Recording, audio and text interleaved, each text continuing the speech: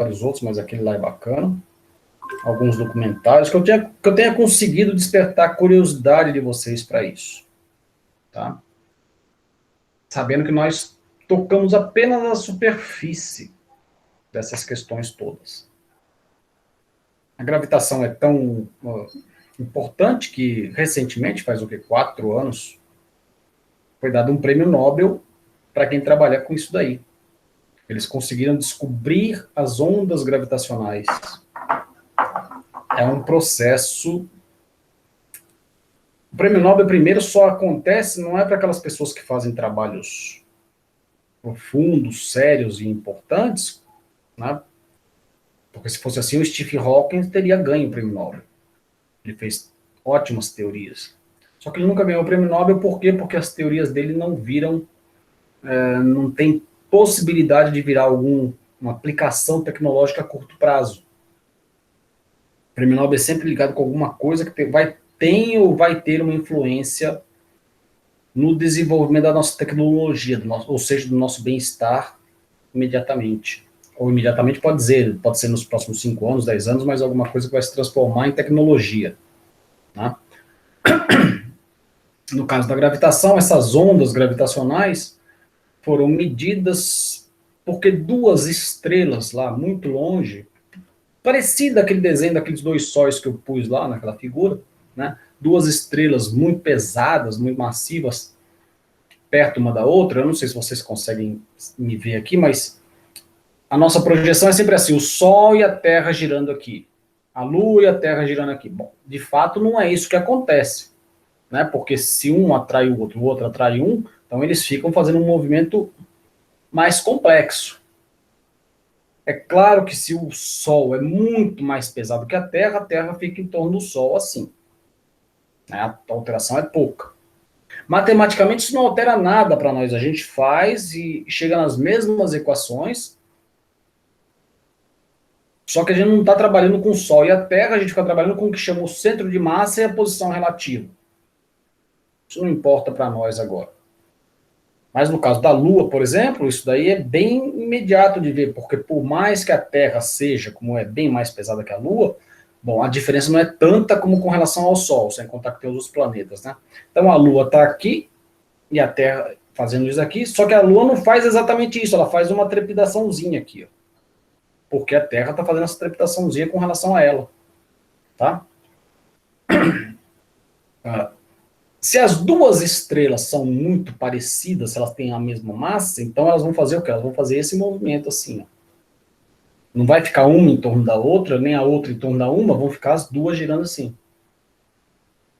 E aí esse processo gera ondas gravitacionais, quer dizer, o campo gravitacional delas está variando. E foi possível de ser observado aqui. Inclusive com pessoas que trabalham lá na Universidade da Louisiana, que é onde eu fiz o meu último pós-doutorado. Né? Eu conheci alguma dessas pessoas, então foi bacana ver isso daí. Tinha um brasileiro, há muitos anos, quando eu cheguei lá, esse brasileiro trabalhava nessas coisas aí também. Então, você trabalhava com esse grupo. Esse brasileiro é de São José dos Campos, do ITA. Mas é só para dizer o quanto esse tema é relevante, atual, coisas modernas acontecendo, né? Hoje nós vamos, então, começar com a oscilação, tratar movimento oscilatório. Então, nosso objetivo é...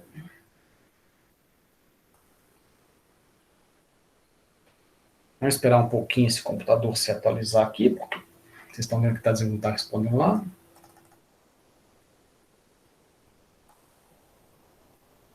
Então, nosso objetivo é chegar nas equações de um sistema que oscila. A gente sai de gravitação e vai para outra coisa completamente diferente? Não. Né? Não, por quê? Porque a gente viu que o que é uma oscilação. Um exemplo básico de oscilação veio naquela ideia nossa de fazer um túnel, fazer um buraco através da Terra lá. E a gente entendeu que nesse buraco através da Terra, se eu apertei a tecla errada aqui, se eu Calma aí, que eu tô apanhando um pouquinho e já tô chegando. Se eu fiz um buraco através da Terra e eu soltar um objeto aqui, a gente entendeu que esse objeto ele ia cair, cair, cair, cair, cair, até o centro da Terra, onde no centro da Terra não tem mais força gravitacional, porque toda a massa que está para cima não atua mais. Tá? Então ele estava caindo, a força gravitacional estava diminuindo. A força gravitacional significa que a aceleração estava diminuindo. Mas não era zero, ela vai diminuindo. Aqui era 9,8, aqui é 8,8, 7,8, 6,6, 5,4, 3,2. Aqui é zero a aceleração, mas a velocidade não é zero, porque ele foi ganhando velocidade até aqui. Então aqui a aceleração é zero, no centro, mas a força não é zero. Perdão, a força é zero, a aceleração é zero, a força é zero, a velocidade não é zero. Velocidade é uma coisa, a força é outra. Será que alguém querendo entrar? Não. A gente, graças a Deus, a gente já faz essa diferença, a gente já entendeu bem lá de Física 1 e de tanto que eu falo também. Aceleração é força, tudo bem. É diferente de velocidade. Esse exemplo aqui é muito claro com relação a isso. Eu tenho aceleração igual a zero aqui, mas eu tenho velocidade diferente de zero, velocidade muito grande, por sinal. Por sinal, a maior velocidade. Porque o corpo aqui, a velocidade é zero. Larguei no buraco, ele começou a cair. Por quê? Porque ele tem uma aceleração. A aceleração dele aqui é 9,8 metros por segundo ao quadrado, ou seja, tem uma força puxando ele para baixo. Como ele começou a cair, começou a diminuir a aceleração dele, mas está puxando ele para baixo ainda, está puxando ele para baixo. A aceleração vai diminuindo, mas a velocidade vai sempre aumentando. Até esse momento aqui a velocidade vai aumentando. Por quê? Porque aqui não tem mais aceleração, a aceleração é zero. Mas ainda tem velocidade gigante para cá. Então ele continua nessa trajetória, por conta da lei da inércia, ele vai querer continuar para cá. Literalmente ele não estaria mais caindo aqui, ele estaria subindo, né? Porque o centro é aqui, então ele está subindo. Ele começa a ter a velocidade para cá, a força inverte, começa a ser no outro sentido. A força é sempre por centro aqui. Começa a ter massa nos pés dele, né? Então começa a ter uma aceleração nessa direção. Deixa eu pôr o outro lá, eu prefiro a canetinha mesmo, que faça mais bagunça, eu prefiro ela. Então começa a ter a força para cá. Apesar da velocidade estar para cá. Então a velocidade vai diminuindo, porque a aceleração está nesse sentido. E a aceleração vai aumentando. Vai aumentando, aumentando, aumentando. A aceleração vai ser máxima aqui, nessa direção. E quando chegou aqui, então a velocidade é zero. A velocidade é zero e tem a aceleração para cá. Então depois ele começa a cair. Ele começa a cair e de novo vai fazer a mesma história. Vai vir até aqui. E vai fazer isso. Então esse aqui é um movimento periódico. Outro movimento periódico que nós vimos, não é? Então já está praticamente adiantado um dos capítulos dessa nossa parte de oscilação, é a Terra girando em torno do Sol. Isso é um movimento periódico. Ela faz esse caminho aqui, que a gente tem que ter uma força de imaginação terrível para imaginar que é uma elipse perfeita, né? Porque não faz essas coisas tortas todas aqui, que a minha mão não permite desenhar correto. Mas é periódico, ele vai para cá e depois de um ano ele passa aqui de novo, depois de um ano passa aqui de novo, depois de um ano passa aqui de novo. Toda vez que ele passa aqui, a gente faz uma festa de aniversário. Chama dia novo, ano novo, tal, lança aquele monte de foguete lá, aqueles fogos de artifício bacana, por quê? Porque passou nessa região com relação ao Sol. Com relação ao Sol é a mesma posição. Aí ele dá uma volta completa, vem aqui. Então isso aqui é um movimento periódico. É esse o nosso objetivo. Nosso objetivo, então, é descrever a posição desse corpo que está sujeito a alguma coisa aqui, alguma força que faz ele se repetir. Você vê que a força aqui era para cá e depois a força era para lá. Então a força está mudando de sinal. A força está dependendo da posição. Que era claro naquele nosso gráfico que a gente obteve. Quando a gente calculou o campo gravitacional desse negócio aí, em função da posição. Aqui o raio da Terra era o R grande, certo? Então o R grande está aqui. O campo gravitacional existe para qualquer valor de R, mas da origem da Terra, do centro da Terra, até o valor do raio que fica na superfície, o negócio aqui crescia linearmente. E depois ia como 1 sobre R2. O campo gravitacional, se eu multiplicasse pelo peso, pela massa da pessoa, eu tinha a força, que é o peso envolvido. Então, o peso no centro da Terra era zero, e o peso vai crescendo, crescendo, crescendo até a superfície. Ou seja, se alguém quer pesar menos, tem que ir para o centro da Terra, viver lá embaixo da Terra, ele pesa menos. Tá? Aquela brincadeirinha que as pessoas falam, você não tá gordo, você só está no planeta errado. Se você vai para a Lua, teu peso é muito menor. A massa, infelizmente, continua a mesma, né? Mas o peso fica menor. Então, essa força está mudando com a posição, tá vendo? E aqui no caso ela é linear, né? Que é exatamente a que origina um movimento harmônico perfeito. Um movimento harmônico perfeito. Simples. Chamado simples. Então, o nosso problema é isso, equacionar a posição de x, porque nós vamos ver uma dimensão só, aqui é uma dimensão só. Aqui eu também consigo pensar como uma dimensão só, né? Olhando de cima, são duas dimensões, né? X e y, porque é uma circunferência, mas se eu falar que é só estou mudando o ângulo porque o raio é o mesmo, se for uma circunferência, então é só o θ que está variando aqui. Só o θ que está variando. Então é uma dimensão só, e eu quero encontrar como que ela varia em função do tempo. Por quê? Porque isso aqui se chama uma equação de movimento. Isso daqui me diz, para os tempos menores do que esse meu tempo aqui de referência, qualquer coisa que eu chame aqui, aonde ele estava, ou seja, de onde ele veio. Então eu sei ver de onde ele veio e eu sei ver para onde ele vai. Certo? Aqui T menor que T0 e T maior que T0. Então eu fiz errado aqui.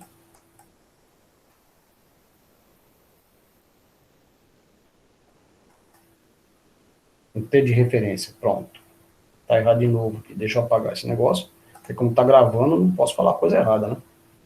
Senão depois o pessoal me capaz de mostrar. Então, isso daqui é para um tempo, horas.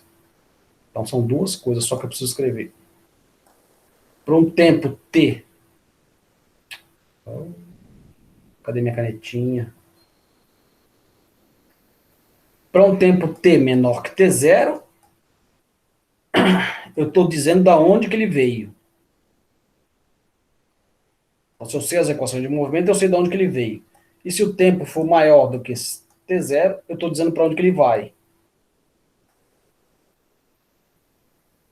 Então, estou contando a história dele. Passado e o futuro.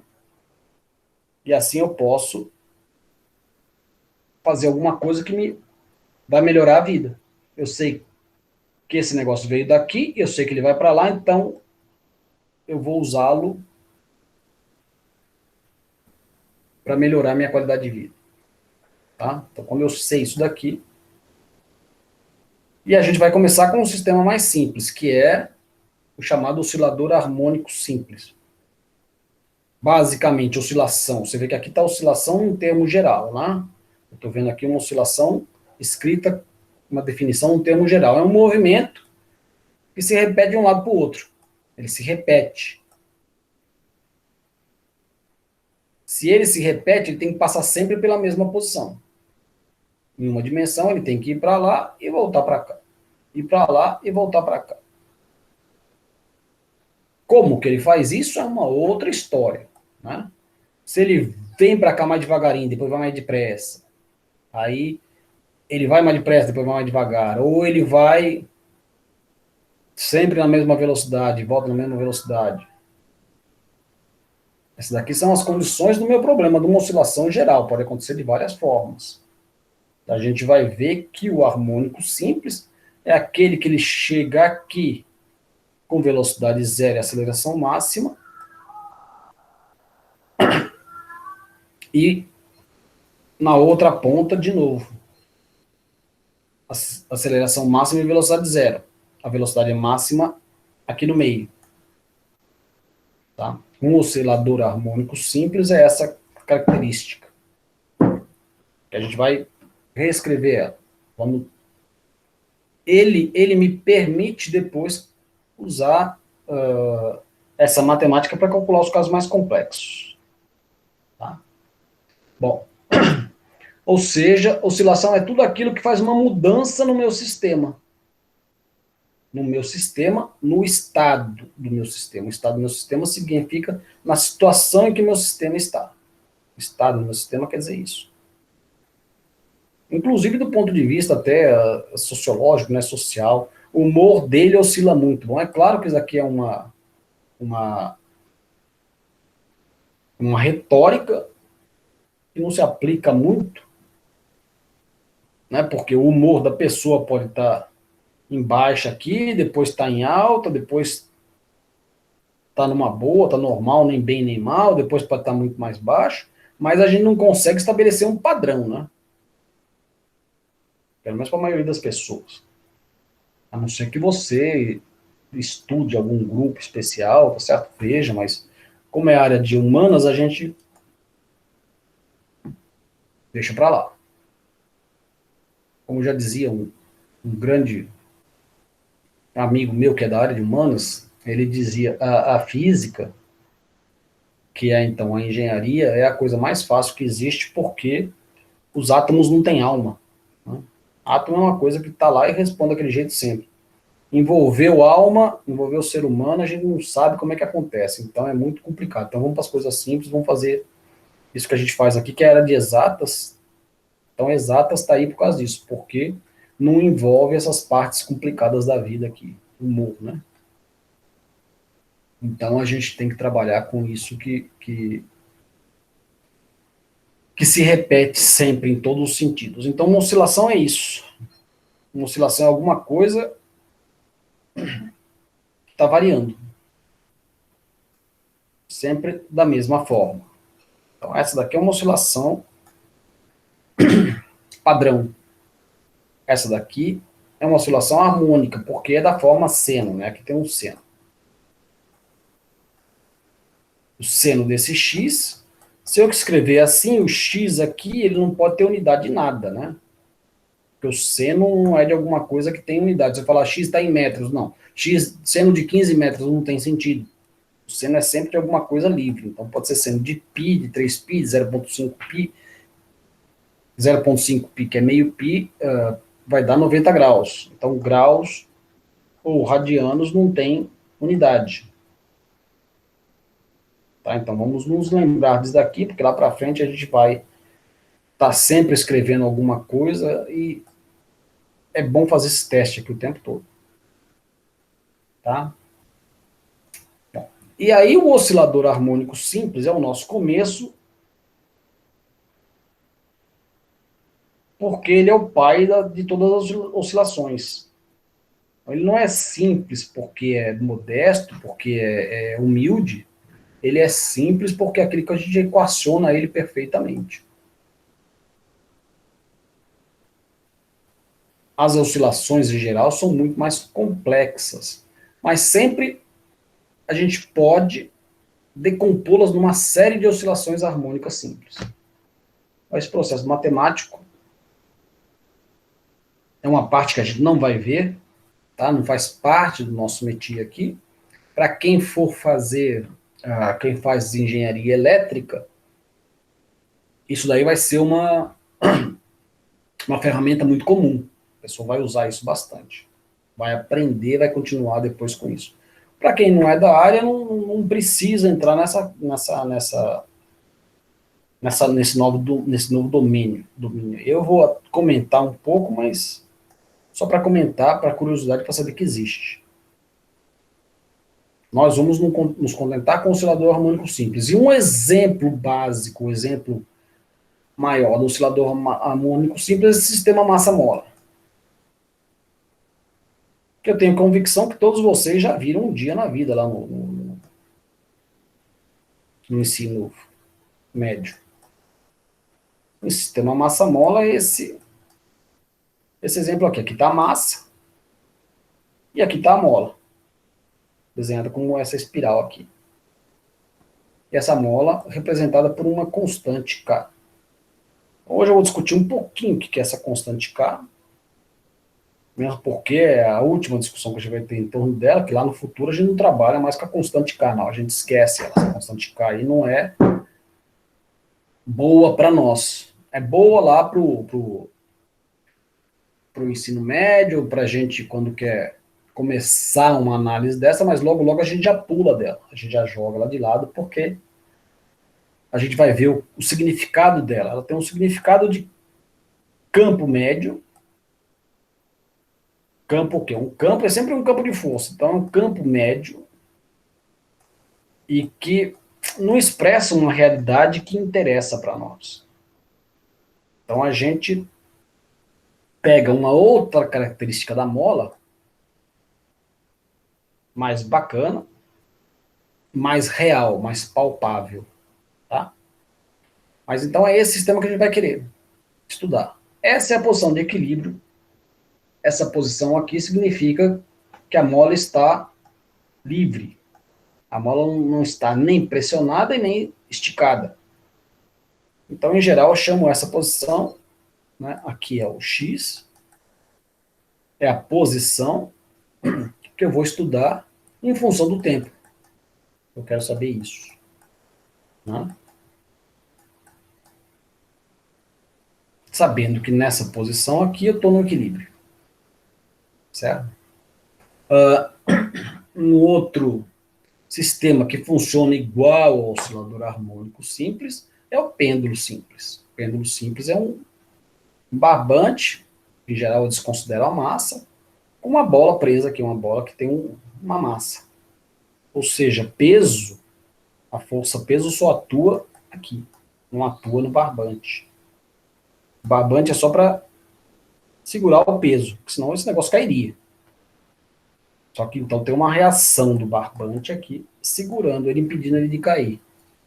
Aqui já não é a mesma questão que eu falei para você, já não é uma dimensão só, aqui já são duas dimensões, né? X e Y. O bicho está se movendo nas duas direções. Significa que eu vou ter que resolver duas equações? Não, por quê? Porque o tamanho do barbante é sempre o mesmo. Quem está variando, eu posso entender como única variação aqui é o θ. Então, na verdade, o que eu quero aqui é o θ de t. Eu sabendo o valor do θ para qualquer que seja o tempo, eu sei onde está a bola.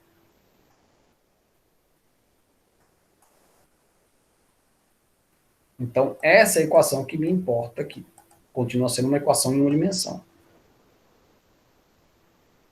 A gente vai ver que a equação que rege esse sistema aqui é igual à equação que rege esse sistema aqui. Então, o pêndulo simples também sofre um processo de oscilação harmônica simples. Aqui, no caso, eu não tenho a constante da mola. Quem que vai fazer a função da constante da mola aqui? Bom, quem está fazendo força aqui é o peso. O peso é a gravidade. Tá? E a mesma discussão que a gente vai ter para a constante da mola, que vale dentro de uma certa aproximação que nós vamos entender, aqui também vale dentro de uma certa aproximação que a gente vai entender. Tá? Outra forma de pêndulo é pêndulo chamado pêndulo composto ou pêndulo físico. Como muita gente não gosta dessa palavra físico, ela foi sendo cortada aos poucos, né? Um preconceito aí que quem é da área tem que aceitar, né? Não gosta, não gosta, né? Fazer o quê? certo?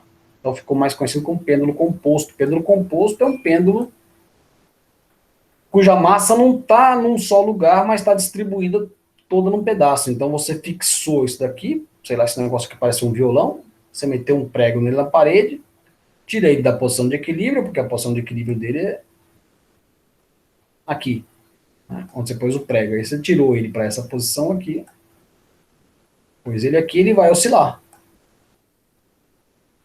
Ele vai oscilar. A gente vai aprender a equacionar esse negócio aqui também.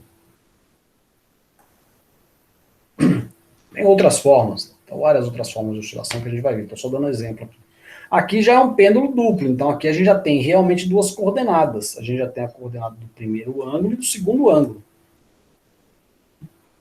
Então eu tenho realmente essa oscilação, esse daqui de cima está descrevendo esse movimento, e o daqui de baixo está descrevendo outro movimento. Então eu tenho um primeiro ângulo e um segundo ângulo. Então esse daqui pode estar para cá ou pode estar para cá. Está oscilando aqui, enquanto esse daqui está oscilando aqui. Eu não vou equacionar esse sistema aqui, não. Não me importo muito com ele agora, nesse momento, mas a gente vai entender o que acontece nesse caso. Aqui eu tenho, então, se eu voltar para cá, eu tenho uma frequência associada aqui. A frequência é associada com... O que é frequência? A frequência é o inverso do período. E o período é o tempo que eu demoro para repetir o movimento. Então, o período da Terra em torno do Sol é 365 dias. Eu já falei para vocês que dia é uma coisa que só serve para nós. Se você for conversar com um marciano, com um pessoal de uma outra galáxia, aí você não pode falar em dia porque se complica, mas se você falar em segundos, está certo. Então, a gente demora 365 vezes 24 horas, pronto, horas você já pode falar, porque a hora é a definição de 60 minutos, né? Então, o período que você tem aqui é 1 sobre, período é 365 dias, vezes 24 horas, certo? Se quiser, vezes 60 minutos, se quiser, vezes 60 segundos, em segundo. Então, a frequência desse negócio aqui é 1 sobre tudo isso, que é a unidade em hertz, né? Cuja unidade é hertz. Então, aqui eu tenho uma frequência só, porque o período é um só. Aqui eu tenho dois períodos. Eu tenho esse período aqui de baixo, que eu não sei, nesse caso eu não estou resolvendo, mas é um período aqui e é outro período aqui. E eles são nitidamente diferentes, né? Esse daqui tem um que vai ficar assim, enquanto esse daqui faz vários movimentos, enquanto esse daqui faz menos movimentos. Então eu já vou mostrar como que seria aquela figura lá. Esses casos todos aqui são os casos ligados ao harmônico simples, que é esse tipo de movimento. Ó, perfeito aqui. Perfeito é um seno. Seno porque começou aqui.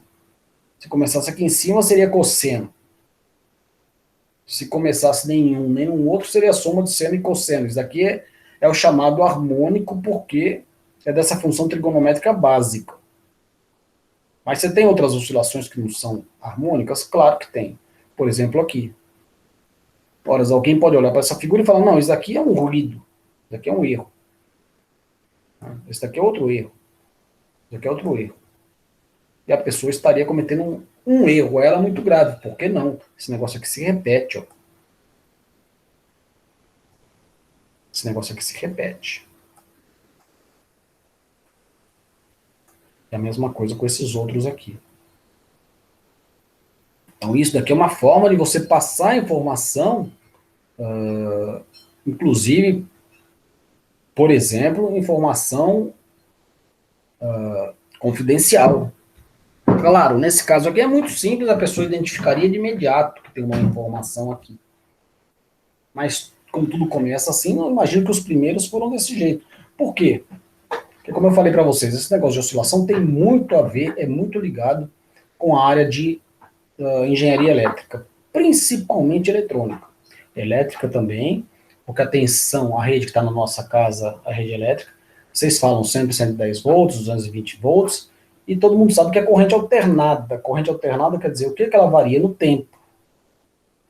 Então, a tensão que sai na tomada da sua casa, que é aquele potencial, só vai virar energia quando você enfiar o dedo lá, porque você está sendo uma carga, ou você coloca o dedo na tomada e você toma um choque, então essa energia passou para você, né? A sua carga lá tomou um choque, ou você liga o liquidificador, ou você liga uma lâmpada.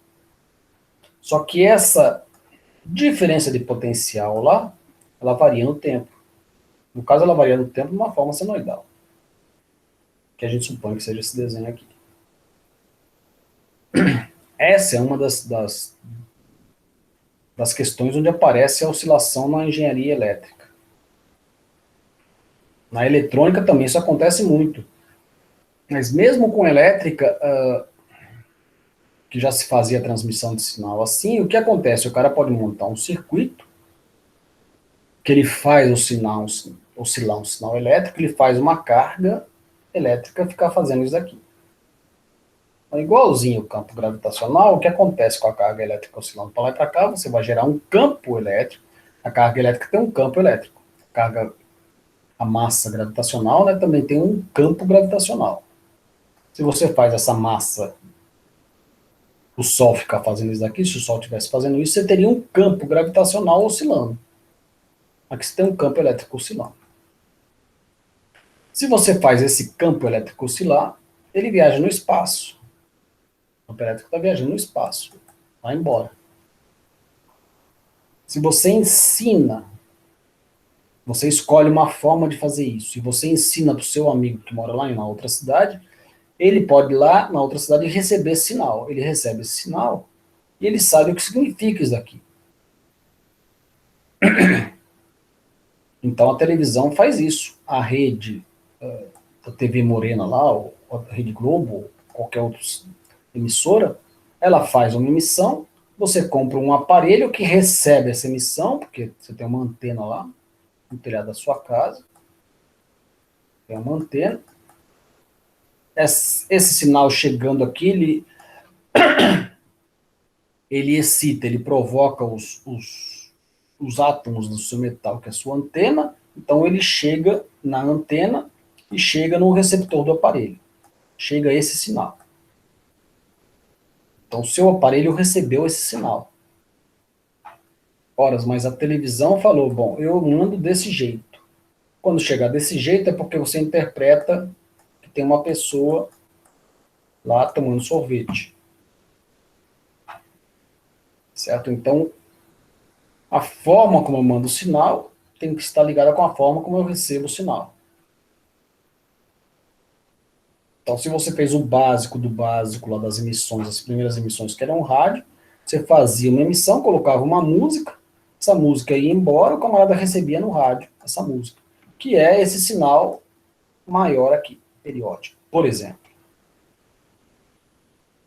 Aí você quer passar alguma informação secreta, então dentro dessa música você passa um defeitozinho lá, não se percebe na música esse sinal aqui. Mas se você pegar um osciloscópio, alguma coisa que veja a diferença de potencial, você vê que tem uma informação aqui. E aí você decodifica ela. Ah, então ele está mandando isso daqui. Isso daqui, se tem um tamanho aqui que é 1,2, por exemplo, né, aumentar isso, então quer dizer que ele gosta da cor verde. Se vier com 1,1, significa que o almoço dele era feijoada. Ele tem uma tabelinha. O que mandou, colocou esse sinal aqui, e o que recebeu tem uma lista de como esse sinal aí tem que ser interpretado. Por exemplo, pode ser isso.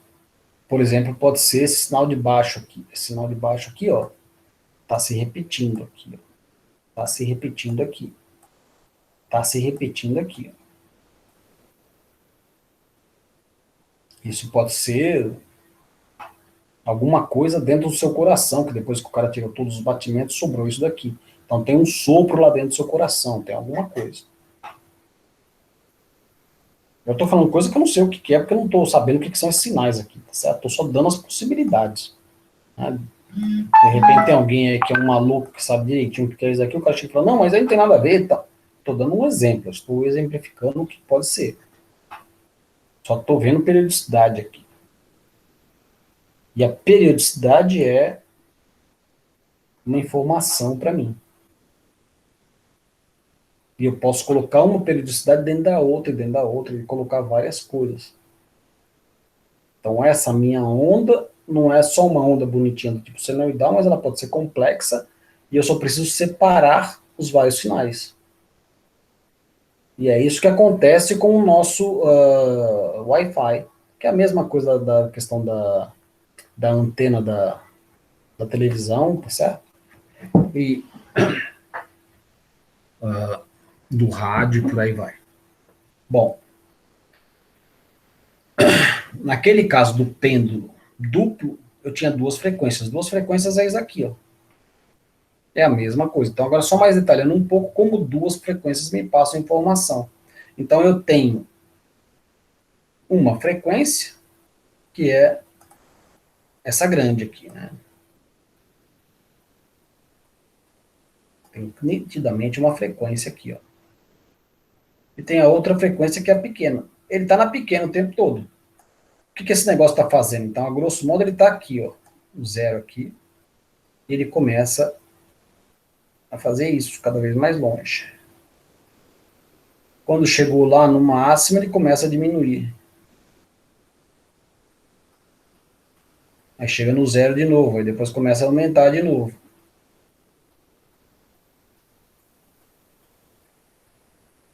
E começa a diminuir de novo. Começa... Então aqui são duas frequências, eu tenho esse fenômeno aqui. Está relacionado com alguma coisa que chama batimento, que a gente vai estudar também em detalhe. Não tem nada a ver com o batimento cardíaco, é o batimento de duas frequências. A gente pode ter 3, 4, 5, duas fica bem claro, 3 um sinal já pode ficar muito complicado, 4 você já pode ter um sinal extremamente impossível de ver e identificar, mas se você passa por um analisador matemático, aí você consegue tirar todas as frequências. Esse analisador matemático, o que ele faz é um processo, como eu comentei com vocês, eu vou comentar então, vou dar um pouco mais de detalhe agora, ele faz uma análise chamada de Fourier. Análise de Fourier, Fourier foi um grande matemático, que, entre outras coisas, trabalhou muito com frequências. Então, você pega um seno, tá assim, aí ele pegou e somou dois senos diferentes, viu o sinal que dava, dois senos diferentes dá isso daqui. 3 senos, como é que faz? 3 senos o sinal já pode ficar mais feio, 4 senos.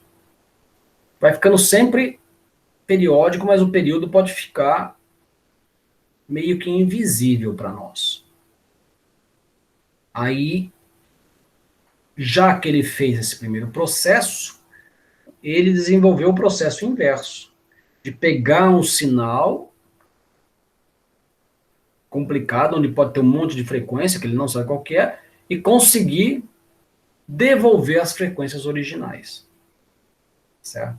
Então, esse daqui é o sinal que eu estou vendo da minha bolinha lá, oscilando lá.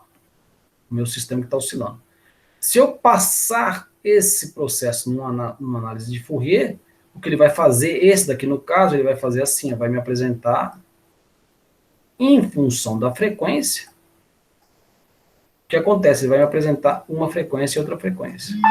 Esse daqui, no caso, será certamente assim, ó, duas frequências. Se eu tenho um sinal que tem 3 frequências, a análise de Fourier me dá 3 frequências. Se tiver 4, ele me dá 4. Como essa aqui é uma oscilação perfeita, é um negócio bem pontudo assim. Se a oscilação não é tão perfeita, ele também sai meio largo aqui. Isso é muito usado em física hoje para fazer uma série de análises muito grande. Então, é possível você fazer a soma de várias frequências para dar um sinal, e é possível você pegar um sinal e tirar as frequências básicas dele. Como eu disse, em detalhes a gente não vai ver isso, não. A gente vai fazer duas frequências, vai ver o que acontece com duas frequências, tá? Para ter uma ideia, mas só quem for continuar nessa necessidade de estudar movimentos oscilatórios vai trabalhar com esse processo. Esse processo de oscilação acontece em várias questões, várias grandezas mais diferentes possíveis. Então, por isso que eu tenho que estudar o básico, essa teoria de um sistema massa-mola. E várias pessoas me perguntam, onde que eu vou usar isso? Esse sistema massa-mola provavelmente você não vai usar, porque já está estudado, já está mais do que analisado, mas ali ela vai se aplicar ao seu problema, porque o seu problema quem tem que equacionar é você quando você estiver trabalhando, quando você for o engenheiro-chefe, quando você tiver um problema para resolver, você vai ter que ver como estudar isso. Por exemplo, alguém foi lá estudar a oscilação do Atlântico Norte, de década para década. Ora, e olha como acontece com a altura do Oceano do Atlântico Norte, lá, grosso modo. Ela varia de uma forma absurda. Aqui quer dizer o máximo e aqui quer dizer o mínimo, tá certo? Então é assim que ele está marcando. O cara está marcando, inclusive, que veio um ano aqui onde acontece que as duas eram, né, as duas se igualam. Ora, se alguém falar que não consegue ver uma periodicidade nesse sinal aí, essa pessoa não tá entendendo nada do que eu estou falando. Porque não tem uma periodicidade bonita igual aquela curva lá primeiro. Não tem nem sequer igual essa outra aqui de trás, né? Mas tem aqui uma periodicidade, ó. Tem uma envoltória aqui, ó. Tá? Tem uma envoltória. Alguma coisa que está acontecendo que está se repetindo. Não de uma forma bonitinha, mas tem alguma coisa que está se repetindo aqui. Então, se eu consigo estudar isso daqui, eu consigo fazer um modelo depois para me descrever isso daqui, eu sei aonde vai estar essa minha altura do oceano, o que vai estar acontecendo com ele aqui, ó. E aí, se em função disso, olha, por exemplo, se esse ponto aqui significa que teve alguma catástrofe aqui, subiu, matou, estragou um monte de cidade porque passou de um limite aqui. Então eu sei que a minha análise matemática me diz que isso daí acontece a cada, sei lá, 60 anos. Não, mais, 60 anos. A cada 60 anos acontece uma catástrofe aqui. Então você equaciona direitinho, você sabe que daqui a 60 anos vai acontecer isso. Daqui a 60 não, né? Porque já está aqui, você já está em 2020 aqui, então já passaram 20 anos, certo? Então, você vai ter uma outra catástrofe aqui. Aí você espera, esse ano não acontece, você fala, pô, mas o cara errou. Não, mas se não acontece aqui, vai acontecer no próximo, aconteceu anteriormente. Então você tem que se preparar para um certo intervalo, porque vai acontecer aqui. Porque você conseguiu equacionar isso daqui. Não é só no olhômetro. Não é só no olhômetro. Você tem uma equação para te descrever isso. Esse é o nosso objetivo. Tá? E aí oscilações tem das mais diversas possíveis, desde as mais simples, ó, uma frequência, duas frequências aqui, duas frequências que já estão variando um pouco, vieram provavelmente desse sinal aqui de cima, ó, tá? E são diferentes medidas de sinais, ó. Aqui é um sinal que você vê nitidamente que ele está oscilando, ó, está oscilando, mas ele está aumentando a amplitude dele. Então, se você consegue equacionar direitinho e ver que esse sinal vai continuar ampliando aqui, você vai falar, não, a certa hora ele vai explodir. Porque se passar desse limite aqui, para mim, é perigoso. Então, essa que é a nossa questão. Enquanto esse sinal aqui é aquele lá, basicamente, que estava anteriormente. Então, tudo isso aqui é oscilação. Para conseguir entender isso daí, nós vamos começar com o básico. Essa primeira parte do falatório é para motivar por que a gente faz isso. Então, o primeiro é o sistema massa-mola. Uma mola, o que é uma mola? É um pedaço de fio fino de aço. Eu vou colocar aço para não falar ferro, porque o ferro enferruja. Né? Então, eu vou colocar aço. O aço é o ferro junto com o carbono. De alguma forma, o aço é uma ligação de ferro com carbono. Eles se ligam. Eu não sei se é ferro 3, carbono 2, daí depende de como é feito, o que é o aço inoxidável, o que não é o aço inoxidável, né? E aí você tem um pedaço de fio desse fio aí, desse aço, ele tá assim, ele não tem problema nenhum. Mas se você pegar e colocar em cima de uma morsa, todo mundo sabe o que é uma morsa, né? Uma morsa é aquele aparelho que você consegue prender aqui, fazer uma força grande, porque ele tem uma massa muito grande lá que está preso na mesa. Né? E aí você aperta esse daqui contra esse. Então você apertou esse fio e depois você só faz ele fazer um caminho para enrolar ele. Você enrolou ele. Então esse fio estendido, ele tinha esse tamanho aqui, ó. Vinha daqui até aqui. A partir do momento que você enrolou ele, ele ficou aqui assim.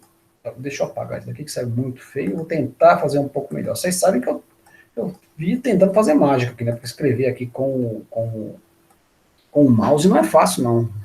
Estou esperando arrumar uma caneta aí. Então é claro que o comprimento total é o mesmo, né? O comprimento do fio daqui até aqui é o mesmo comprimento aqui, só que aqui ele está num outro formato. E aqui eu preciso, então, quer dizer, precisar não preciso, mas eu acho interessante fazer isso. Uma discussão de um pouco mais de por que nesse caso aqui vira uma mola. O que é uma mola? Uma mola a gente está acostumado a dizer, uma mola é um sistema que me dá uma força restauradora. Bom, então você tira uma dúvida de dizer que é uma mola para pôr a dúvida em outro lugar, que é uma força restauradora. Pelo menos isso acontece comigo, né? Sou sempre curioso da história.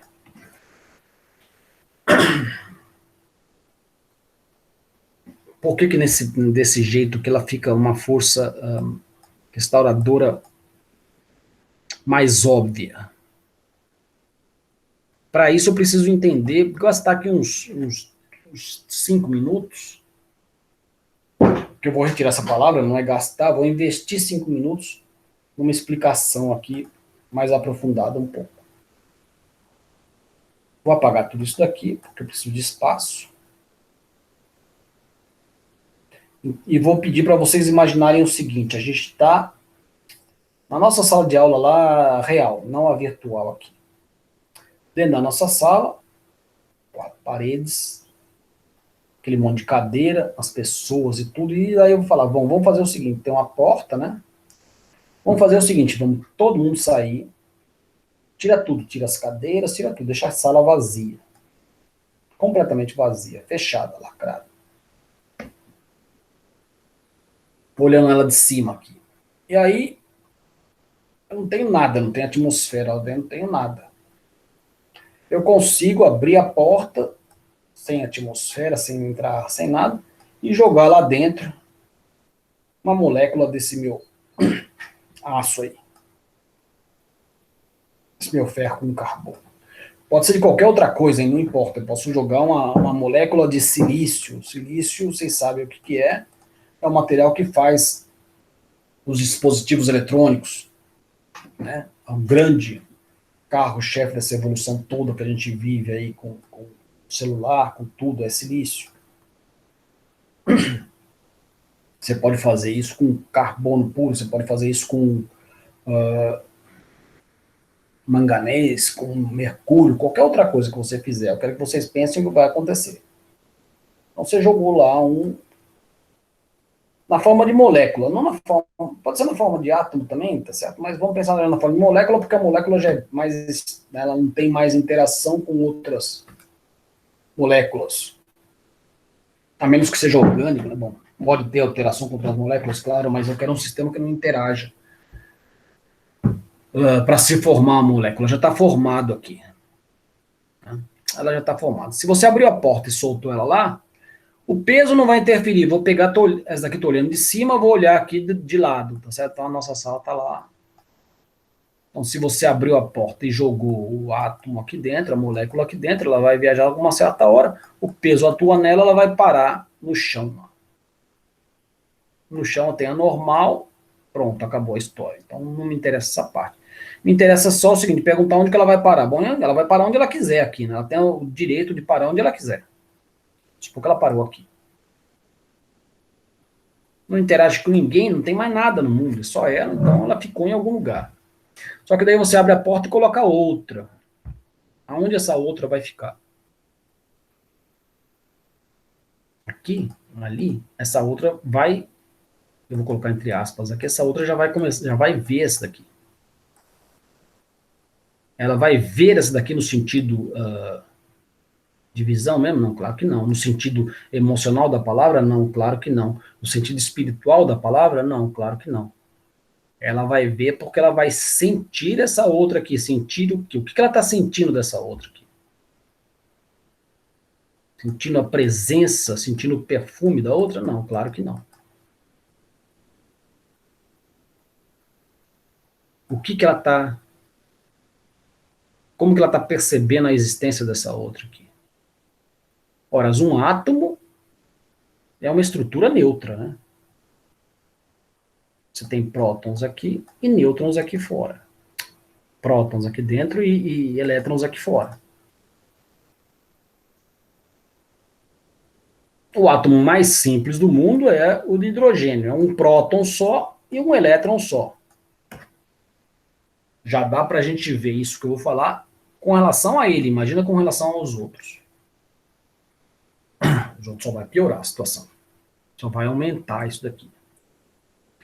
Bom, aquela história que a gente ouve, que é verdade, eles querem sempre fazer algumas condições privilegiadas, que é preencher a última camada de elétron. A gente tem por camadas isso daí. Não dá para eu hoje falar porque que existem essas camadas, eu falo, se vocês quiserem, numa outra aula, um dia, tá certo? Esse daqui, a química, tinha descoberto isso, não sabia por que ainda. E a química e a física sempre brigando entre si, e foi quando a física descobriu como que isso daqui acontece, que a física e a química viraram irmãs gêmeas, siamesas, é a mesma coisa. Certo? A física conseguiu equacionar isso daqui. Então a gente sabe por que que acontecem essas camadas. Muita gente desenha lá o átomo daquele jeito, com o núcleo aqui, os elétrons fazendo daquele jeito lá. Isso daqui é um desenho muito bonito, mas totalmente errado, não tem nada a ver. Certo? O átomo não é isso, não. O átomo não é o sistema planetário. É o sistema planetário, que é o Sol no meio e a Terra voando, os planetas em torno dele. O átomo não é isso. O tipo de força é a mesma coisa, só que a distribuição do elétron não fica, ele não fica numa órbita circular ali em volta. Tá? Mas é uma estrutura neutra, não tem carga aqui. A carga aqui é zero. E ele só fica assim porque a carga é zero, porque aqui você tem uma carga positiva e aqui você tem uma carga negativa. Se for o átomo de carbono, tem 12 positiva lá dentro, 12 positiva e 12 negativa aqui fora.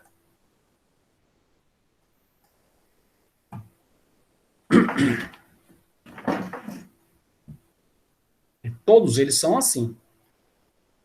A menos que você arranque de propósito um, aí ele fica um íon positivo, ou que você arranque de propósito um próton e ele fica um íon negativo.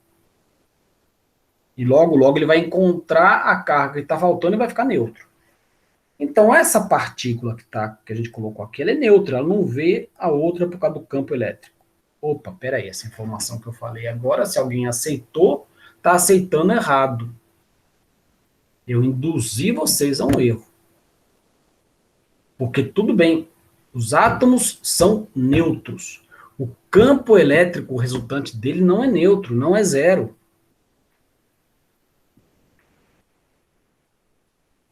No caso dos átomos, que é diferente do caso da gravitação, da massa,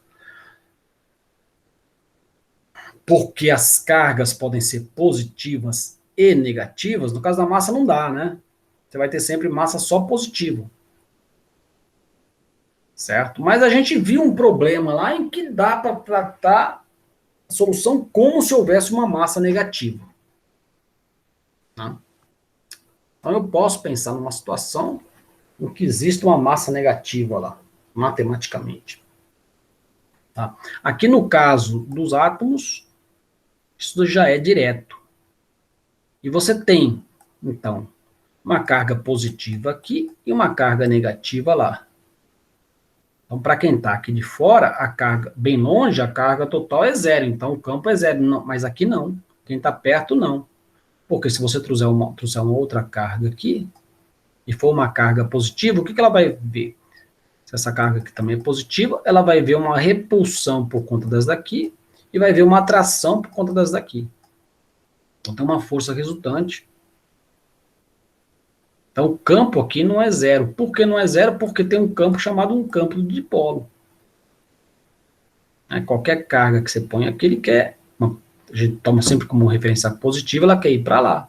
Então, isso aqui tem um campo assim, ó, parecida com um daqueles desenhos.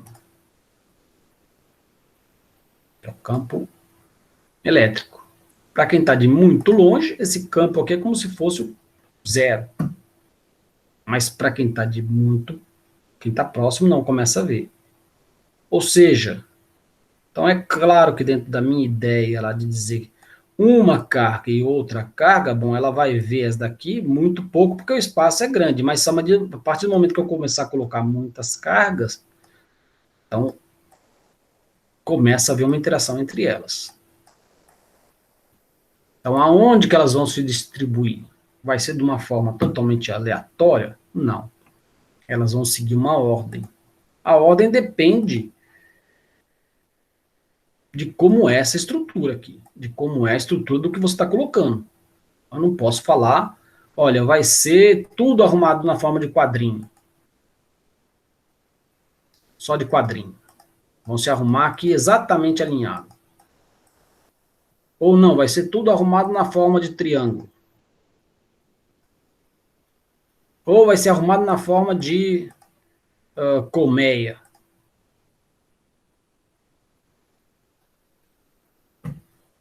Isso, como ela vai se arrumar, depende de quem você está jogando lá dentro. Depende da interação desses campos. Como ela vai se arrumar não importa para nós agora. Importa que tenha essa arrumação aí periódica. Né? A maioria dos metais tem uma arrumação periódica para se formar. Porém, moléculas, se forem sempre moléculas sozinhas, elas vão sempre arrumar uma forma periódica. Se for molécula complexa, molécula mais difícil, por exemplo, como o óxido de silício, que é o vidro, aí o vidro não se orienta de forma nenhuma aqui, eles se arrumam de qualquer jeito. Tá? O vidro não tem necessariamente uma sequência. Então, por isso que o vidro não dá uma mola. Você não consegue fazer uma mola de vidro. Mas aqueles que têm aqui uma orientação, então vamos dar exemplo aqui, vamos pensar que fosse assim, né? Já que a gente quer só analisar a teoria, vamos pensar que todos eles se alinharam aqui. Então, bacana aqui assim. E aí, então você tem a formação do seu aço. Aí, jogou até que cobriu tudo, fez a primeira camada, então os outros não podem mais ir para o chão, porque o chão já está coberto, vem a segunda camada em cima, a terceira camada em cima, é isso que forma o seu tubo lá, formou uma camada inteira, essa camada inteira você usinou, fez uma uma linha aqui, um fio de aço. E esse fio de aço, se você entortar, ele fez isso daqui.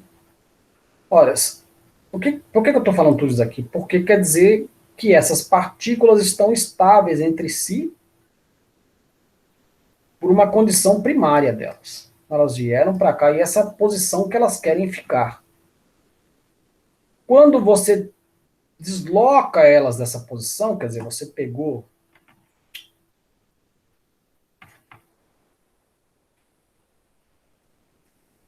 Estou procurando meu mouse aqui, peraí. Cadê? Tá aqui. Quando você pegou e deslocou elas da posição de equilíbrio, ou seja, você veio aqui, fez uma força externa e puxou ela. O que você aconteceu? Tinha esse monte de moléculas que estavam todas elas nessas distâncias aqui. Quando você puxou essa daqui, a última que está presa, né? Então não se moveu. E a próxima se deslocou um pouquinho, se deslocou um delta aqui. Então se deslocou um delta, todas elas foram delta para frente. Então essa daqui depois se deslocou, veio para cá com o delta e se deslocou um delta com relação à outra. E a outra foi assim, a outra foi assim. Então você teve um deslocamento total, que é um delta x. Esse delta x é n vezes o deslocamento de cada uma delas. E o que elas estavam? Elas estavam nessa posição de equilíbrio. Porque a interação entre elas é para manter essa posição de equilíbrio. Agora você tirou elas do equilíbrio. O que você veio aqui fez um esforço aqui externo. Você veio aqui, aplicou uma força. Então, agora ela está deslocada da sua posição de equilíbrio. Ela está aqui, ó. Enquanto essa daqui está deslocada. Aqui. Então você teve um deslocamento aqui. Ora, ela quer voltar para a posição de equilíbrio dela. Ela não pode ficar lá. Você tirou, ela tem que ficar nessa posição, porque quando elas estão longe aqui, ela atrai essa aqui de volta. E é a mesma coisa se eu empurrar ela aqui. Se ela está aqui, nessa posição de equilíbrio, você tirou ela, você quis jogar ela mais próximo, essa aqui não aceita, essa aqui fala, não, vai para o seu lugar.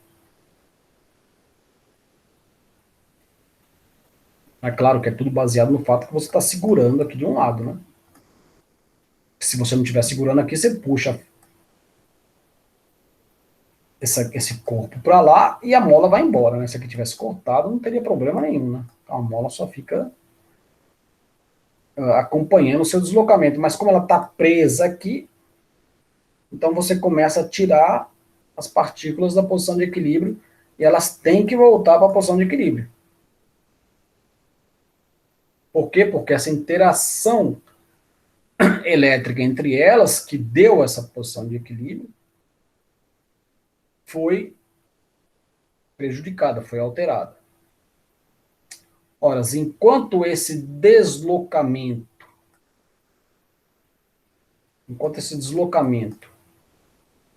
é pequeno com relação a essa separação entre eles, eu não tenho problema. Eu estou dentro de uma parte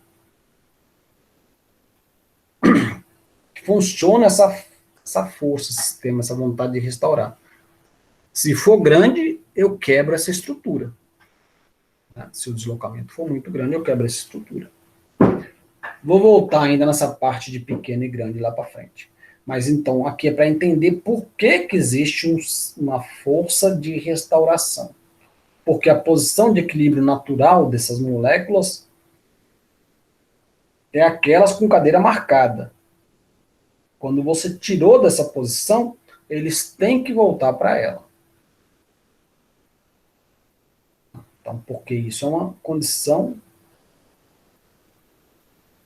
natural daqui. Ela não é natural no sentido de que é divina, não. É porque é o resultante do campo elétrico que vem de todas as distribuições. Você lembra que a gente não fala de campo elétrico, a gente fala de energia potencial. Energia potencial é daquela carga, não me interessa aquela carga, então é do potencial. Então, o potencial dado por toda essa estrutura aqui para uma outra partícula que vai estar, ele acompanha como que essa molécula aqui é formada. Certo? Essa molécula, por exemplo, se for uma molécula, ao invés de pensar no próton e nos átomos, eu penso no ferro e no carbono que está aqui. Pronto, eles estão estáveis aqui assim. Não existe, então, um momento de dipolo entre eles. Quando eu trouxer um outro, vai interagir. Como é que vai interagir? Bom, para um sistema, eles vão interagir no sentido de querer se aproximar até um certo ponto onde eles se repelem. Para o outro, é o contrário, eles querem se repelir até onde eles se atraem. Interessa que forma sempre uma estrutura natural desse jeito. Se eu tiro essa estrutura natural do seu equilíbrio, ela quer voltar para lá. Tá? Ela quer voltar para lá.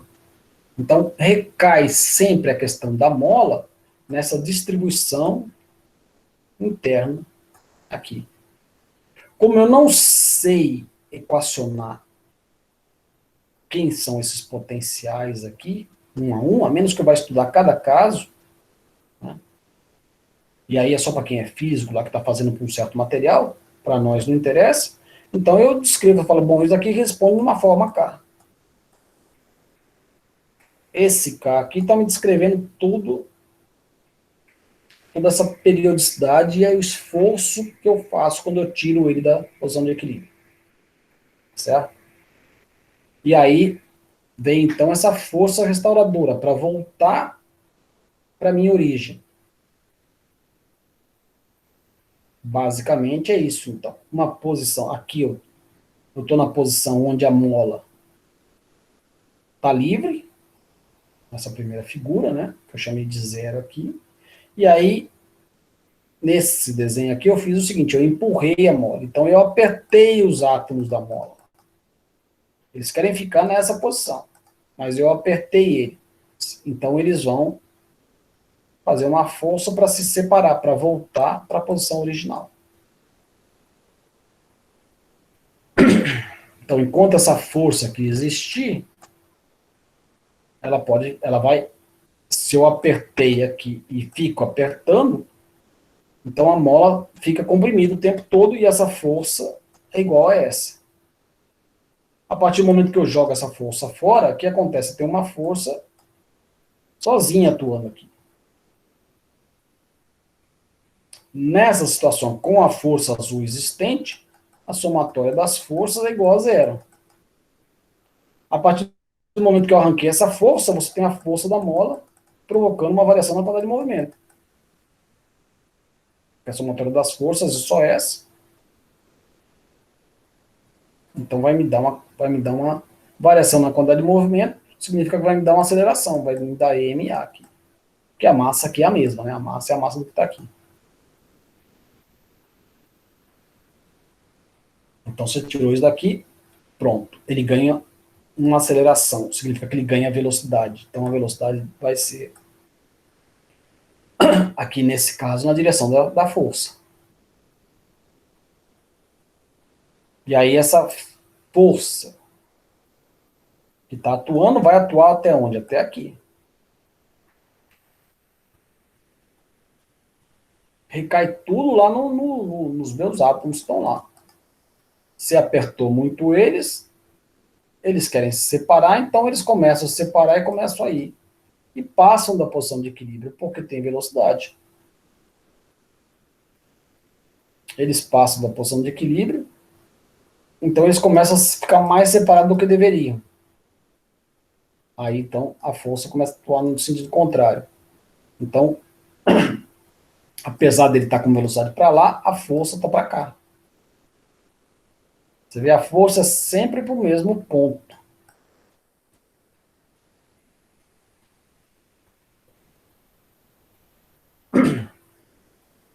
Ou seja, basicamente é isso. Ó. Você está na posição de equilíbrio aqui, a mola está relaxada.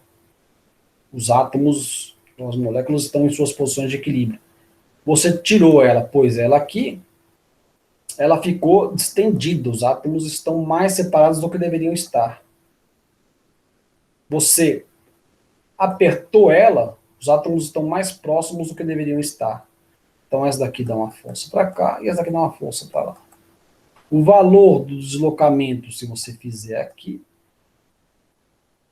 ele vai guardar sempre o mesmo valor para o outro lado, dentro de uma certa normalidade. Dentro de uma certa normalidade, eu quero dizer, dentro de um certo valor pequeno comparado com a distância que eles têm. Eventualmente, todo mundo sabe disso, eu posso comprimir a mola e não deformá-la, mas eu posso esticá-la e deformá-la. Então não é totalmente simétrico assim, é simétrico dentro de um intervalo. Nós vamos trabalhar sempre dentro desse intervalo. Dentro desse intervalo. Então a gente vai estar sempre fazendo valer a condição de que se eu tiro o sistema do equilíbrio, ele vai desde uma posição menos A até a posição mais A.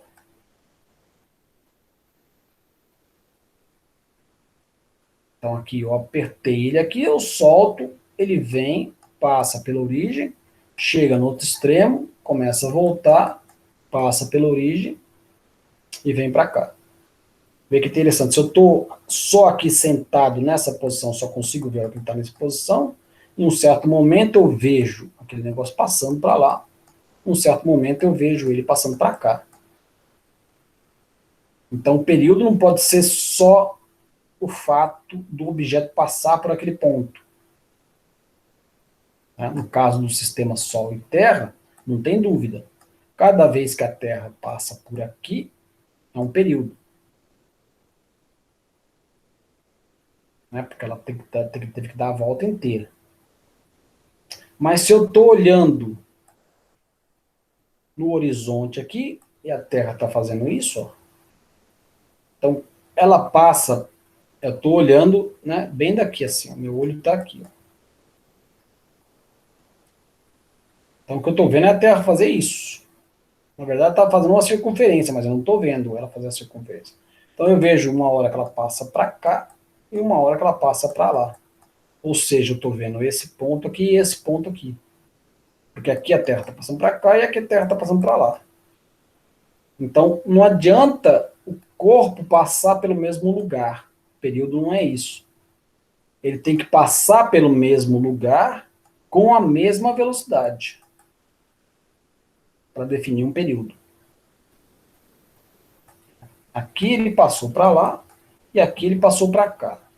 Então isso não é um período. Não é nem meio período. Não posso falar que nesse caso é metade do período, porque essa é uma oscilação harmônica. Mas se for uma oscilação mais complicada, eu não posso falar isso. Então eu preciso que ele volte para a posição original. A posição original, para mim, é aquela referência que eu tomei.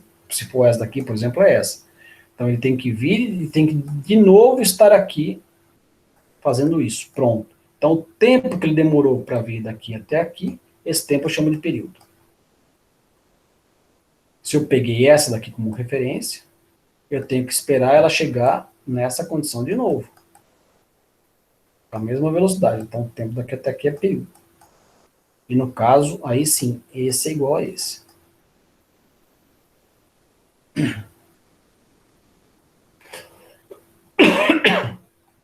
Então é isso. O nosso sistema estudado é essa massa mola. E essa massa mola é caracterizada por uma força, então, que é chamada uma força de restauração,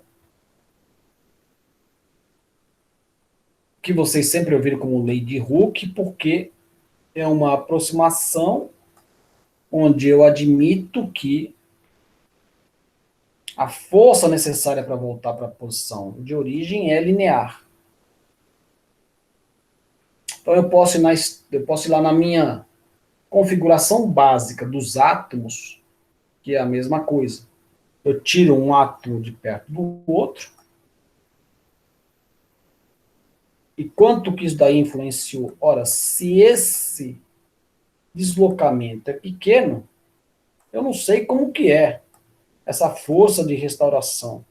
Eu não sei como que é esse potencial. Porque se eu sei o potencial, eu derivo e tenho o campo. E aí, se eu coloco a carga, eu tenho a força. Então, bastou falar de um, eu falo do resto, tudo. Tá? Então, eu não sei direito como que é essa força. Mas eu posso entender que ela depende de x horas. Então, em primeira aproximação, isso daqui é o F do x0 mais x menos x0 vezes df dx mais x menos x0 ao quadrado sobre 2 d2f dx2 mais quantos termos eu quiser. Se a minha separação, que é o delta aqui, ó, que está sempre o delta, né? Que é o delta ao quadrado, delta ao cubo. Então, se isso daqui é pequeno comparado com essa distância, porque é isso que conta, né? A distância aqui. Que no caso acaba sendo, para todos os efeitos, o tamanho da mola aqui. Então, se o meu deslocamento é pequeno comparado com o tamanho da mola, em geral, esse deslocamento aqui comparado com o tamanho da mola, é muito maior do que o deslocamento do átomo aqui comparado com essa separação deles. Então, se esse deslocamento é pequeno, então isso aqui ao quadrado é menor ainda. Isso aqui é menor ainda. Então, você joga fora todos esses outros termos e você fica na posição de equilíbrio, isso aqui é zero. Né? Então, você fica com f de x sendo igual a x0 igual a zero, x df dx. Ora, às vezes daqui é o k. E da onde vem o sinal negativo aqui? Por que esse sinal negativo?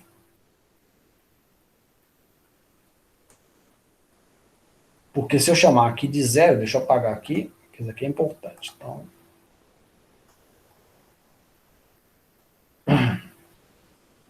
essa posição aqui de equilíbrio é o zero. Eu chamei de zero aqui.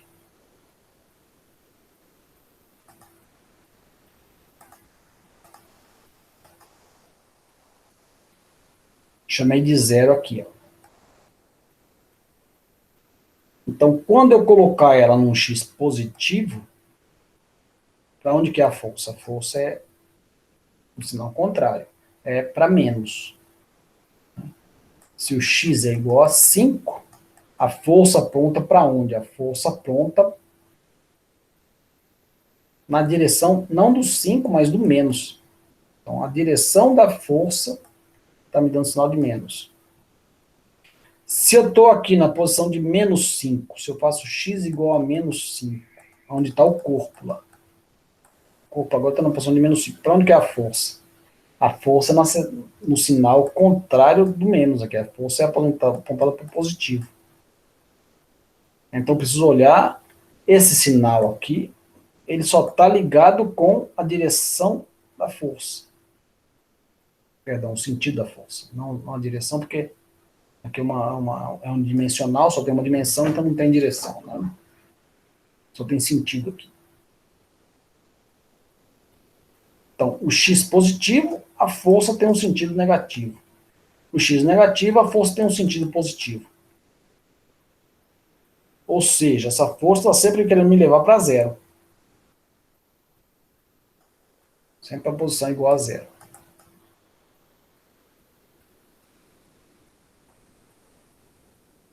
E aí, se eu pegar esse sisteminha então, e escrever a lei de Newton, como que é a lei de Newton? A somatória das forças, que eu chamo de resultante, provoca variação na quantidade de movimento.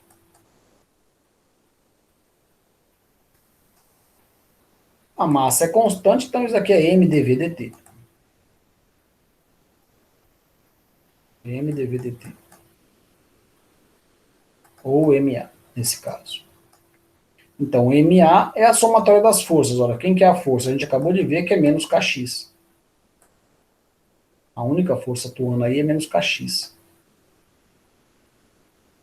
Então, ma é igual a menos kx. Eu posso muito bem tirar o m daqui e passar para cá, né? Dividindo. Então, a aceleração é menos k sobre mx. A aceleração é dv dt, né? Estava aqui, ó. dv dt ou d dt no dx dt. Então, a aceleração é d2x dt2. Claro que eu não inventei isso daqui, quem inventou isso aqui foi o Newton também. Então, d2x dt2 é igual a menos k sobre m x. Pronto. Essa equação chama-se equação de Euler. É uma equação diferencial. Uma equação diferencial é o quê? Uma equação cuja solução é uma função. Uma equação algébrica é do tipo, não vou pôr x aqui para não confundir, vou colocar z ao quadrado menos 4 igual a zero. Ora, passo 4 para lá, ou se não quiser 4, coloca aqui igual a 12, pronto. Vai ficar mais bacana aí. Então, passo 4 para cá, fica z ao quadrado igual a 16. Quanto que é o z? O z pode ser 4 ou pode ser menos 4. Tem duas soluções. Você pode ter uma equação mais complicada. Você pode ter o ln de 5z mais 2z ao quadrado é igual a 7z. Eu não sei nem se tem soluções aqui. Estou inventando aqui agora. Podem existir várias soluções. Se for z aqui ao quadrado, pode ter muitas soluções ou não, não importa, mas são números. Aqui, isso aqui vale para alguns números. Eu não consigo nem resolver essa equação aqui. Tenho que resolvê-la numericamente. Mas a gente encontra que o z vale tanto. Sei lá, por exemplo, vamos supor que o z aqui vale 0,5, z vale 3,8, tem várias soluções. Mas são valores. No caso de uma equação diferencial, a solução não é número. A solução é uma função. Então, a maioria de vocês que são engenheiros, ou que vão ser engenheiros, né, vão ter que fazer um curso chamado Equações Diferenciais. Em geral, o curso é, na verdade, EDO, Equações Diferenciais Ordinárias. Você só faz um curso avançado de equações diferenciais para pessoas que vão trabalhar com equações mais complicadas. Tem formas de resolver essas equações. Uma equação diferencial é aquilo que você quer resolver. A vida, aquele filme, inclusive, do Stephen Hawking, fala isso, ele quer achar uma equação. Você quer achar uma equação para tudo, uma equação para tudo, uma equação diferencial. Aqui, no caso, essa equação aqui não é da mais complicada possível, não. A gente sabe resolver ela bem. Mas entendam que é uma função. Não adianta eu chegar aqui e falar, eu quero uma função x de t. E se eu colocar aqui, sei lá, at ao quadrado mais bt mais c? Ora, se eu derivar aqui duas vezes, eu vou ter 2at mais b. Se eu derivar de novo, eu vou ter 2a. Derivou a primeira vez, caiu, derivou a segunda. 2a igual a menos k sobre m vezes a até ao quadrado tal, não sei o quê. Vamos aí colocado aqui. Então eu consigo resolver para o t, porque eu tenho que resolver isso aqui para t, né? Aqui eu tenho que resolver. Isso aqui me dá uma solução para t. T é igual a uma equação de segundo grau, vai ter duas soluções. Podem ser duas soluções reais, podem ser duas soluções imaginárias, pode ser o zero, não sei. Tem um T1 e um T2. E isso aqui não serve, está totalmente errado. Porque eu vou ter isso daqui resolvido para dois valores. Não, essa equação tem que valer o tempo todo. A lei de Newton vale o tempo todo. Então, não adianta falar, isso aqui é a solução em 1,1 segundo, essa equação aqui vale. E vale em 2,2. Não. Ela tem que valer em 1,11, tem que valer em 1,12, tem que valer para todos os tempos. A resposta que eu puser aqui. Porque em todos os tempos, a somatória das forças provoca uma variação na quantidade de movimento. Então, meu problema é encontrar quem é essa função que eu coloco aqui e que para todos os tempos ela obedece essa minha condição. Isso é uma equação diferencial. Na verdade, o que eu estou falando aqui é para a equação diferencial em geral, né? Não precisava tanto discurso para o nosso problema aqui. Mas como eu sei que nós da área de exata, nós da área de engenharia, de química, de todas as engenharias, a gente tem sempre que trabalhar com equação, e eu acho que vale a pena fazer essa formulação aqui, essa discussão. Não sei se é a primeira vez, imagino que seja a primeira vez que vocês estão ouvindo isso, porque vocês ainda estão fazendo o cálculo 2 ou cálculo 3, né? Mais lá para frente que vocês vão começar a se envolver com isso. A pergunta que alguém pode fazer, certo? É o seguinte, bom, aqui eu vou perder uns 5 minutos também para ficar uma vez por todas. Acho muito didático a gente discutir isso. O pessoal pode perguntar, mas o senhor está pondo sempre a mola aqui, a mola está apoiada aqui, né? Só está vendo esse deslocamento aqui. E na direção aqui do peso. Aqui nesse problema aqui eu não tenho nenhuma dificuldade, por quê? Porque o peso faz uma força para cá, como não existe movimento nessa direção, essa somatória das forças causa variação na quantidade de movimento, a variação na quantidade de movimento aqui é zero, ele não está se afundando para cá, ele também não está subindo para lá, né? Então, é porque tem uma reação aqui, essa reação é da mesma intensidade que essa daqui. Né? A somatória das forças nessa direção y aí dá a variação da quantidade de movimento que está acontecendo nessa direção e é zero essa variação da quantidade de movimento. Então, mg menos a normal, a somatória de todas as forças é zero, a normal aqui é igual a mg. Ou seja, aquele conceito que já foi bem discutido com vocês em Física 1, normal é uma reação, e a intensidade dela depende de quanto que é essa força. A normal não é uma força, é uma reação.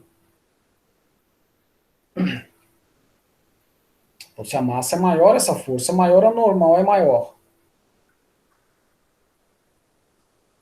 Teria uma força para cá se tivesse alguém puxando, né? Não tem. É só uma reação. Bom, e nesse caso aqui? Aqui o peso está para cá. Né? Aqui o peso está para cá.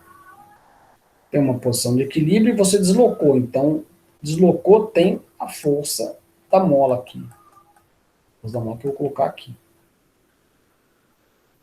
Não vai atrapalhar o peso na minha análise lá? Não, não vai atrapalhar porque, horas. Simples de ver, porque ele já está compensado aqui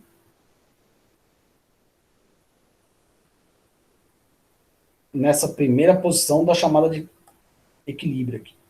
Essa posição de equilíbrio aqui é com o peso aqui. Sem o peso aqui, essa daqui não é a posição de equilíbrio. A posição de equilíbrio é um outro valor aqui. A mola sozinha, ela está assim. E a mola com o peso, ela está aqui.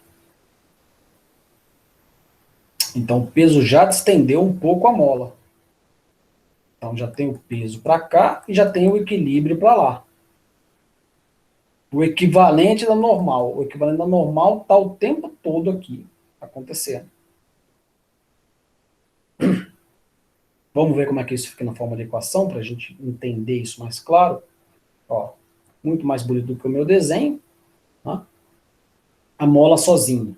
A mola sozinha tem o seu comprimento lá. O próprio peso dela também já está considerado aqui dentro.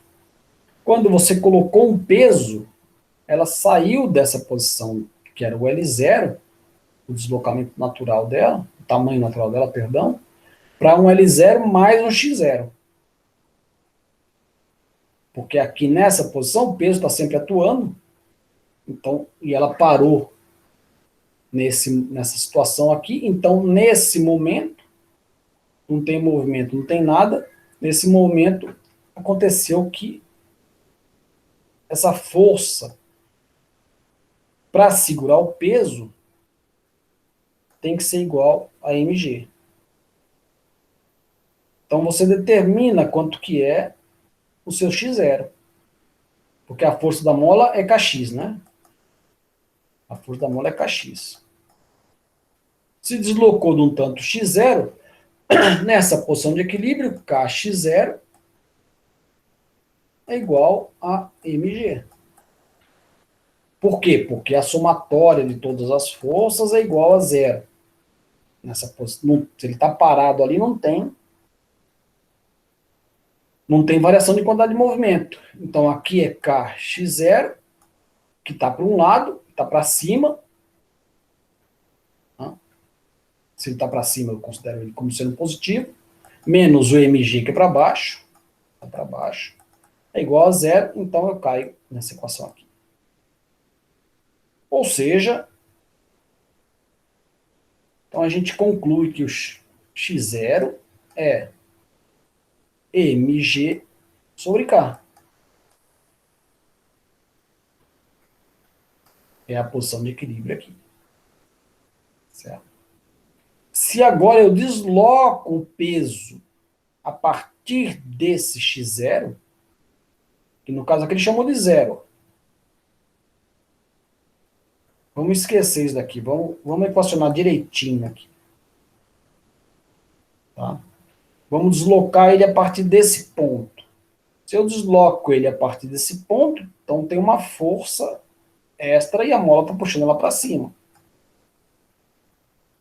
E aí vai acontecer a mesma coisa, bebê. O peso está o tempo todo, mas aí vai indo para cima. Chegou aqui, é o momento em que tem o equilíbrio, e aí ele começou a comprimir a mola, e aí ele vai voltar depois. Como que fica essa equação aí? Quer dizer, o que vai acontecer é isso, né? Esse daqui é o desenho. Está na posição de equilíbrio,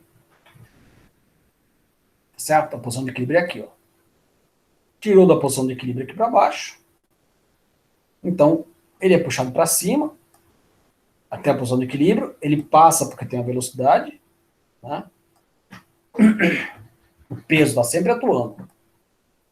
Chega um momento, então, que nesse ponto aqui, não tem nada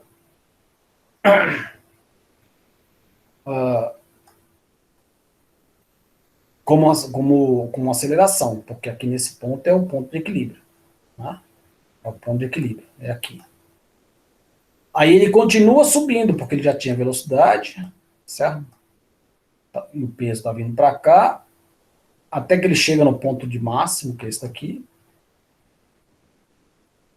Vai voltar a cair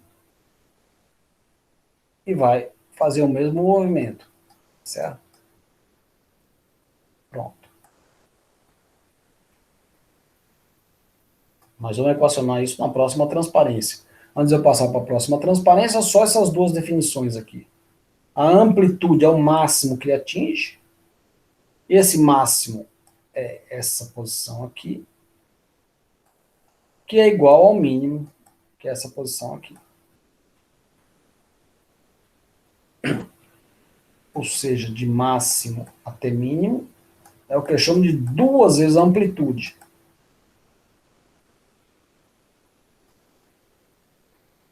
Não vamos esquecer disso daqui, porque a amplitude é da posição de equilíbrio até o máximo, ou da posição de equilíbrio até o mínimo.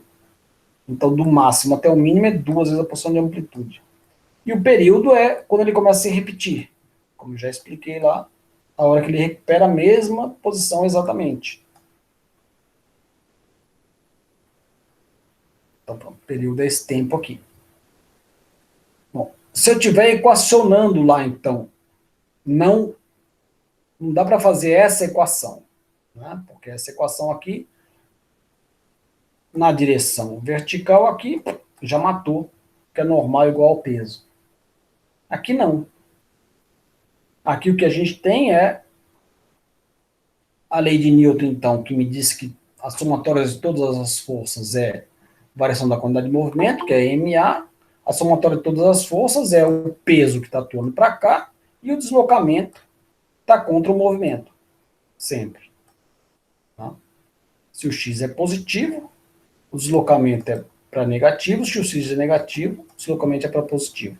Então tem um kx. Mas aqui é a mola. A mola é sempre contrária ao movimento. E você tem o mg atuando o tempo todo. Mas a gente não pode esquecer que a gente concluiu aqui que kx0 é mg, né? Kx0 é mg.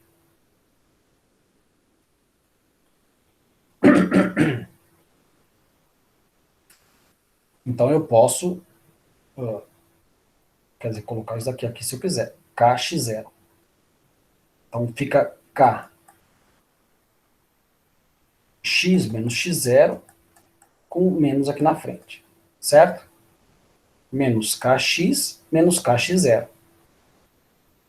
Então eu fico com m d2x dt2 é igual a menos k x menos x0.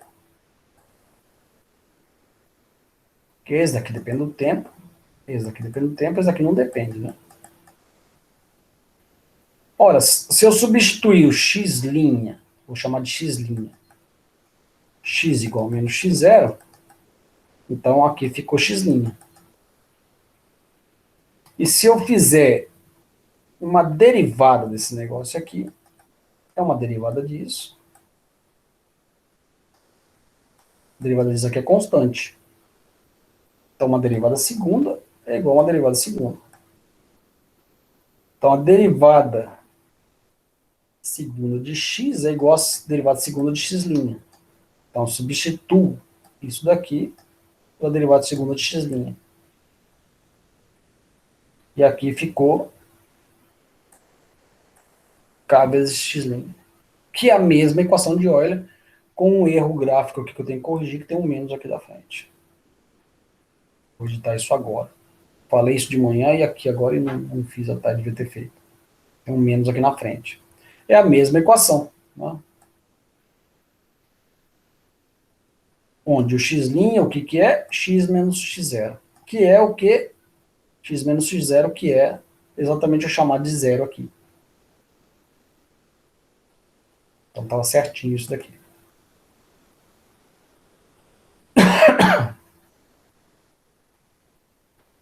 Então é um oscilador harmônico, porque é a mesma equação, com relação a esse ponto de equilíbrio aqui. Só que eu estou chamando de x' essa coordenada. Bom, se eu vou chamar de x', o que me impede? Deixa eu pôr aqui até em preto aqui, menos. O que me impede de apagar esse negócio aqui? Sabendo que, desse jeito que eu estou chamando, ele é em torno daquele valor x0 lá, desse valor aqui. Ele descreve um oscilador harmônico igualzinho ao outro, em torno daquele ponto lá. E a gente não gosta mais de chamar o K, como eu falei para vocês, porque o K tem a ver com essa separação das moléculas e essa força que existe entre elas, que eu não sei equacionar. Então, a verdade é que eu prefiro jogar esse M aqui para baixo, né, e ficar com a equação. Deixa eu ver se na próxima transparência é isso. Exatamente.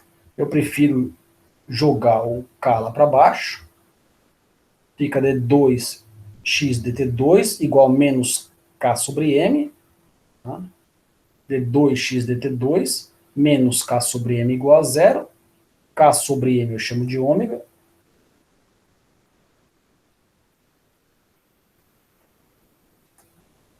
Passo para o outro lado da equação, fica essa daqui. E por que eu prefiro assim? Porque o ômega, então o ômega é K sobre M. A unidade de K, deixa eu pôr aqui. Não fiz. A unidade de K é o que? É força, unidade de força sobre unidade de comprimento. Que é então Newton sobre metro. Então, o ômega 2 Newton sobre metro quilograma. Newton é quilograma metro por segundo ao quadrado. Tem um quilograma aqui, então quilograma cancelou. Tinha um metro aqui, esse metro cancelou. Ficou que ômega 2, a unidade de ômega 2 é 1 sobre segundo ao quadrado. Horas, então a unidade de ômega é 1 sobre segundo. 1 sobre segundo é o quê? Frequência. No caso, a gente chamou de ômega e não de F, porque isso aqui então, vai ser associado com frequência angular. O que é frequência angular? É a frequência com que o ângulo se repete. O ômega é 2π vezes a frequência, que é o inverso do período. Vamos aqui chamar de frequência angular. Esse ômega, então, é a frequência angular. Cada mola tem uma frequência angular característica. Cada mola tem uma oscilação característica. E aí eu aceito muito mais do que um K. Então, por isso que eu prefiro trabalhar com o ômega. Eu esqueço agora, ao invés de falar de K, o K é bacana para a gente introduzir e conversar, e ver dos primeiros princípios o que é, mas ele é uma entidade difícil de eu calcular, enquanto o ômega não. O ômega é uma frequência que a mola tem. Tá, eu pego a mola, lá, tá aqui, boto ela para oscilar e vejo qual é a frequência dela, essa característica dela. Essa característica dela está relacionada com aquela força de separação? Sim, está relacionada, claro que está. Mas ao invés de eu ficar usando isso daqui relacionado com a massa que eu estou pondo aqui, bom, então eu tiro essas duas coisas, tiro a massa, tiro isso daqui e falo só da frequência angular. Então nós temos que resolver essa equação. Essa equação vai me dizer como funciona um oscilador harmônico simples. Certo? Eu não estou conseguindo sair daqui agora. Tá? Então é esse o nosso problema. Nós vamos parar aqui hoje. Nós vamos parar aqui hoje sabendo que nós temos que resolver essa equação, chamada equação de Euler.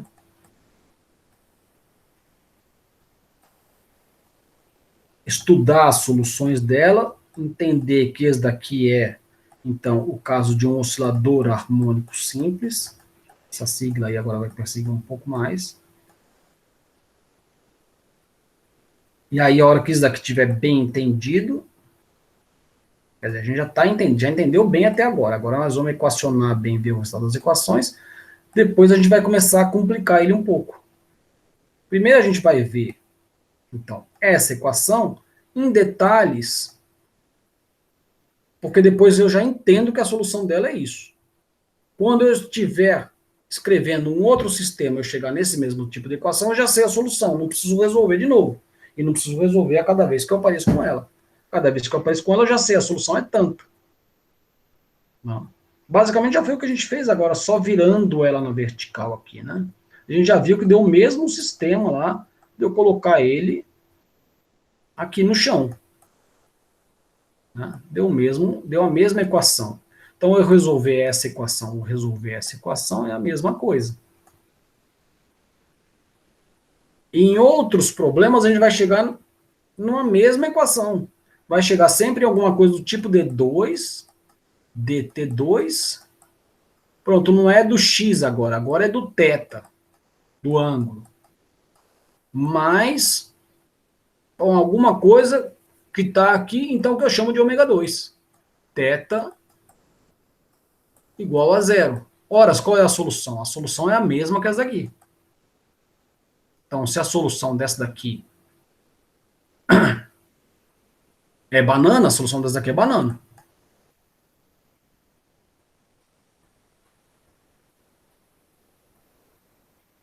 Então, uma vez, então, nosso curso está assim, a gente para aqui e vai estudar ela. Depois vamos ver vários sistemas que têm esse mesmo tipo de comportamento, interpretando cada um deles o que é isso aqui. Claro, o que é a variável, né? A variável é a nossa visão do que a partícula está fazendo, e a frequência aqui é como que ela está se repetindo. E aí, depois que a gente fez isso, a gente começa a complicar essa equação, porque a gente começa a colocar outras forças aqui, né? Um visual mais fácil da gente entender é nessa próxima força, nessa daqui.